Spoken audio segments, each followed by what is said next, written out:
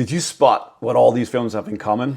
Of course you did, because you saw it in the title of this thumbnail. They all follow the hero's journey, which is a 12-step story structure that is across movies and theater plays and across a lot of your favorite creative outlets. It's basically a David versus Goliath story.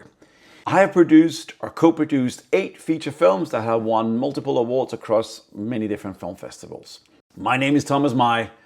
Welcome to my channel, 3 Favorite Scenes. In the first step of the hero's journey, we see a hero before they become a hero. We see them in their ordinary world. Before Sarah Connor becomes the slayer of Terminators, the mother of John Connor, she lived an ordinary life. She was a waiter.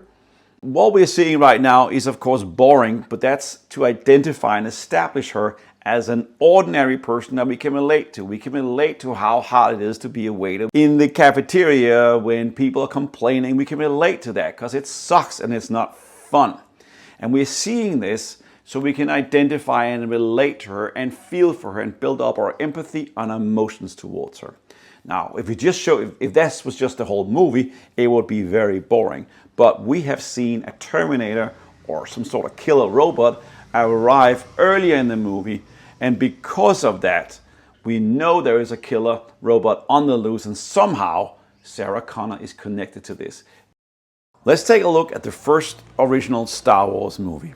Before Luke Skywalker becomes a Jedi Master, he was a farm boy on a remote planet in the middle of nowhere. And we see him again as an ordinary person doing ordinary things that is relatable to us as an audience. We can build up empathy, we can understand, and we can relate to him. Now, this would normally be boring, but we have seen a space battle in the beginning, and we've seen this mysterious character called Darth Vader invading another ship. And somehow we know as an audience that our main character, Luke Skywalker, is somehow connected to that space battle early on, and that is why we keep watching. In Lord of the Rings, we see Frodo Baggins living in the Shire, oblivious to the world, happy as can be, with his friends, his family, and everyone else in the happy little village. A bunch of hobbits just living an ordinary life in an ordinary world with no danger or any impending doom.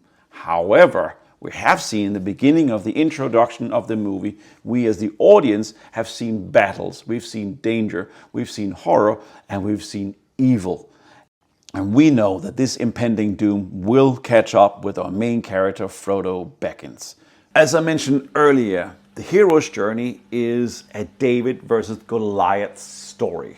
If we look at Sarah versus the Terminator, we look at Luke versus Darth Vader, and we look at Frodo against Sauron.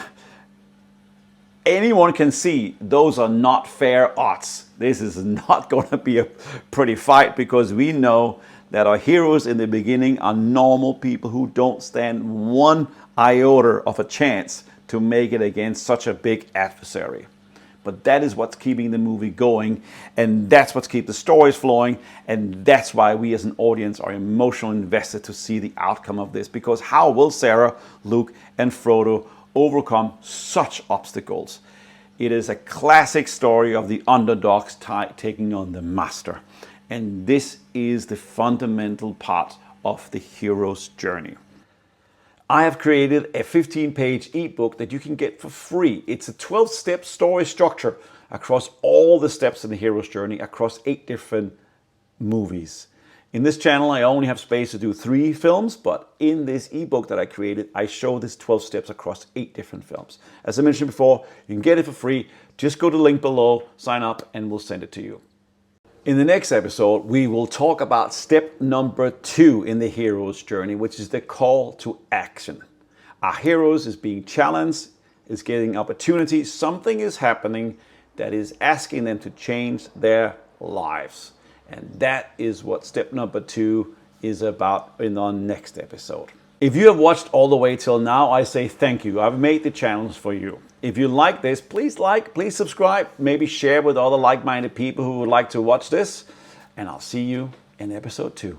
Thank you.